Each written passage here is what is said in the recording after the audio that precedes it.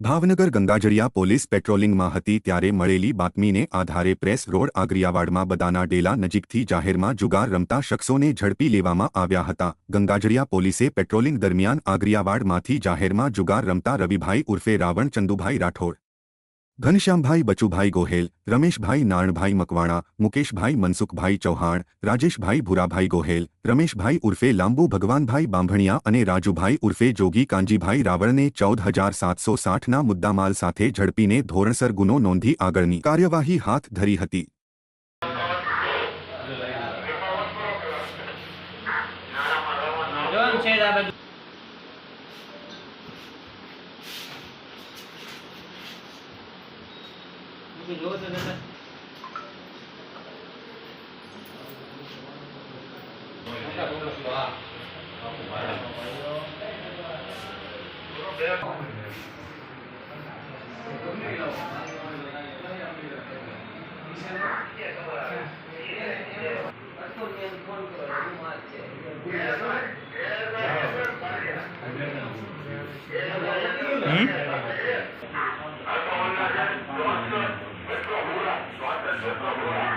જોવો તો વળી